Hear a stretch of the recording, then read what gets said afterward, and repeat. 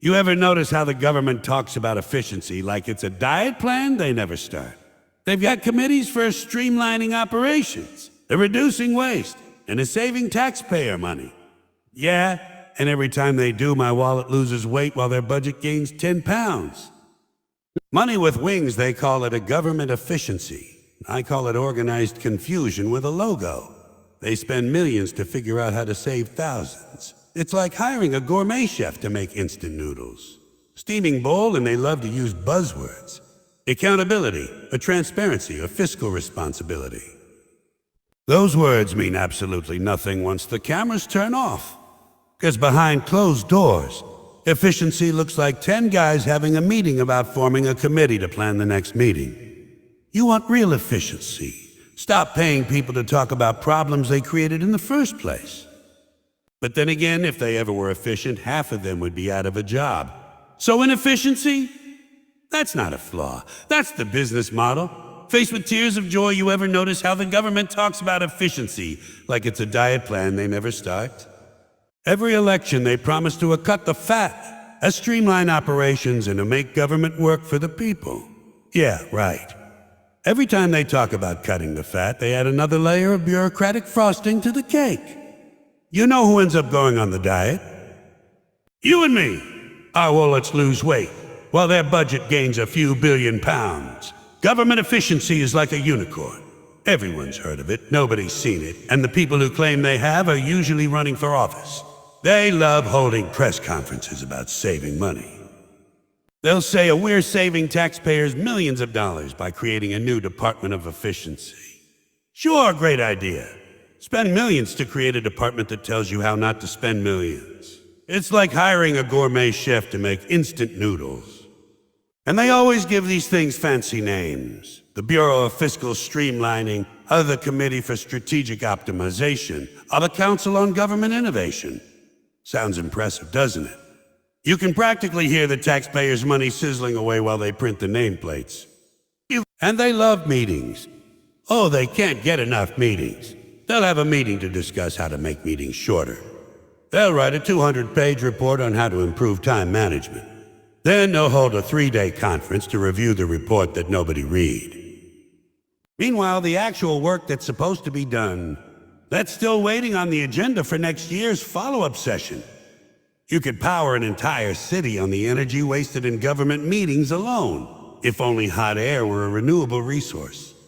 Efficiency in government is like a myth told around campfires in Washington. They talk about it the same way fishermen talk about the big one that got away.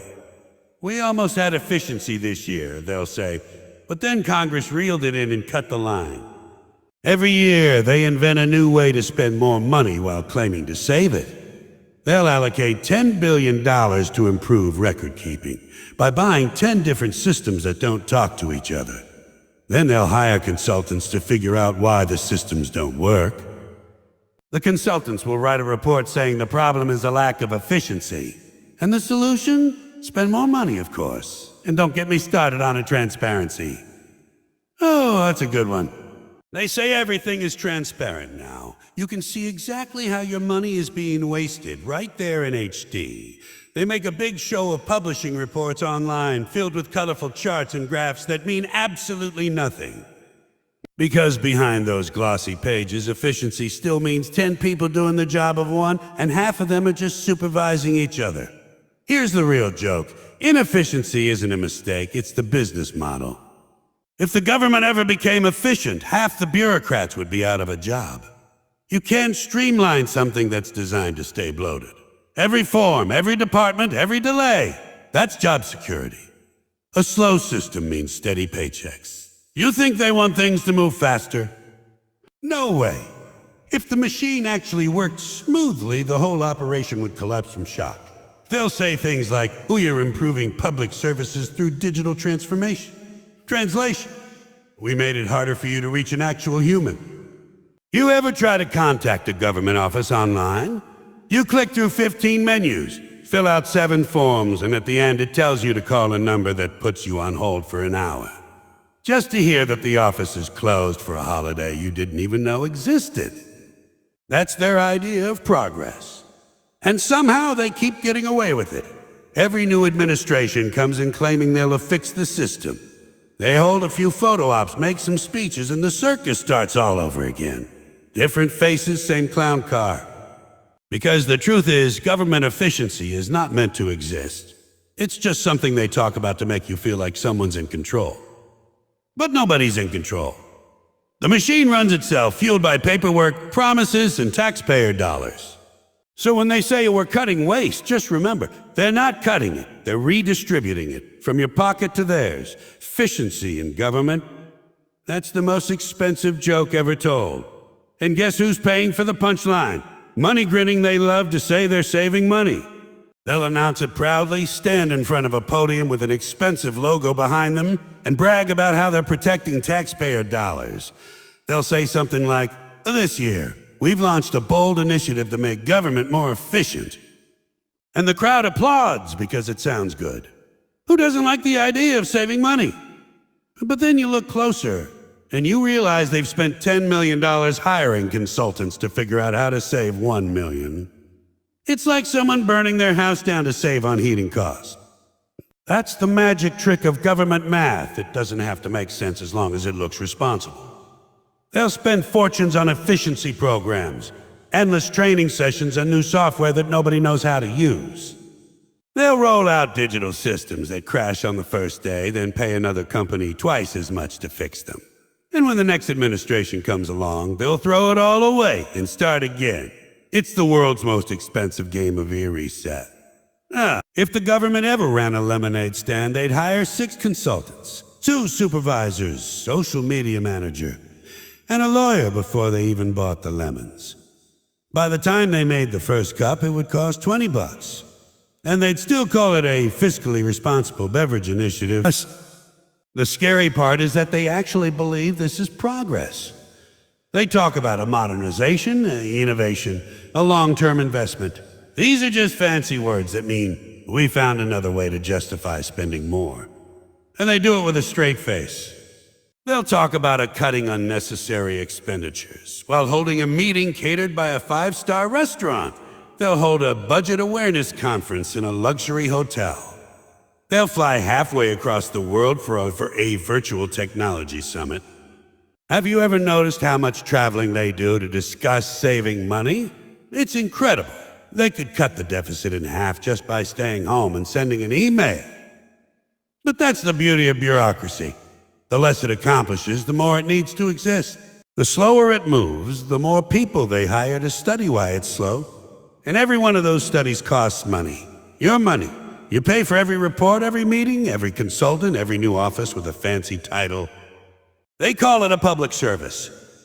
I call it a public expense. And here's the punchline. When they finally announce the results of their great efficiency plan, they'll tell you they've saved a few $1,000s. They'll put it in the report like it's a miracle. Or look, they'll say, "Oh, we've reduced spending by 0.2%.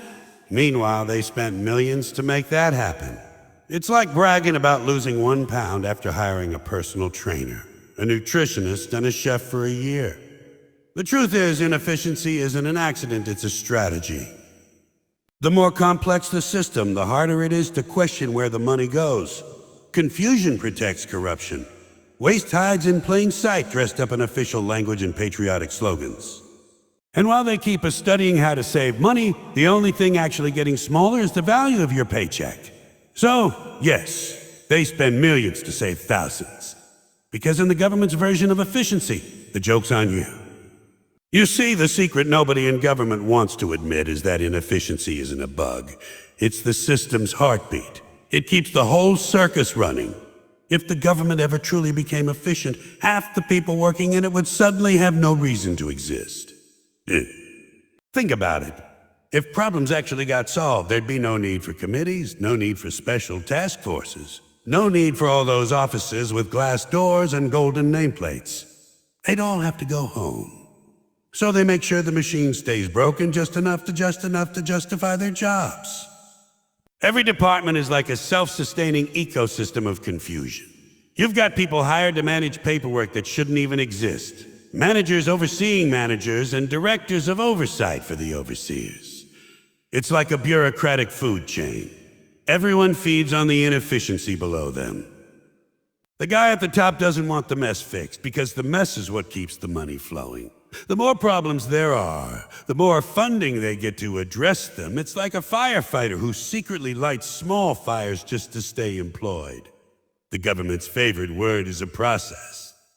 Nothing moves without a process, and every process requires another one to check if it's being followed.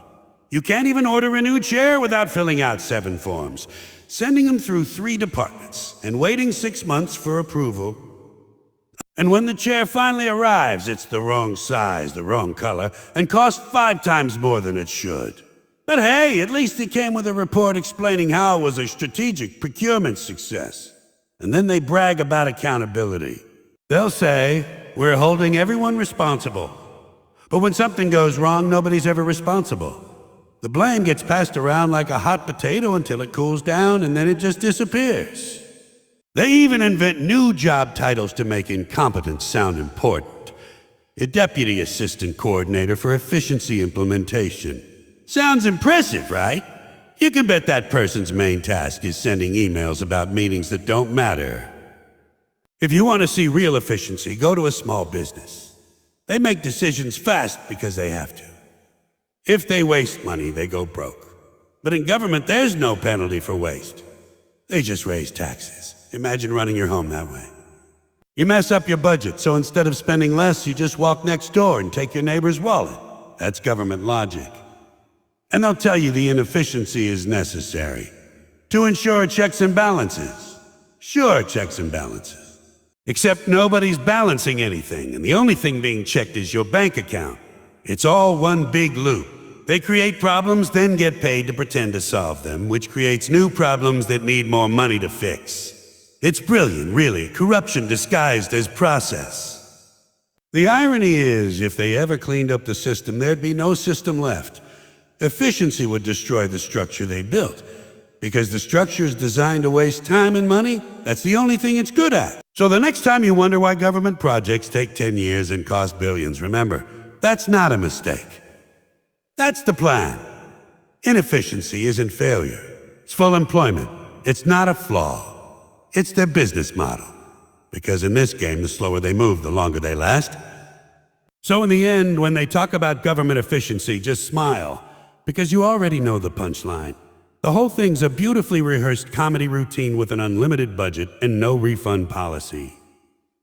They'll keep forming committees, printing reports, and holding press conferences about saving your money while they quietly spend twice as much behind the curtain.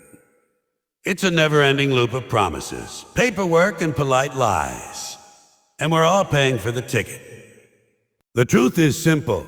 Efficiency in government doesn't exist because it's not supposed to. The waste, the confusion, the endless bureaucracy. That is the system. It's the most expensive joke ever told, and the audience keeps laughing without realizing they're the ones funding the show. Money grinning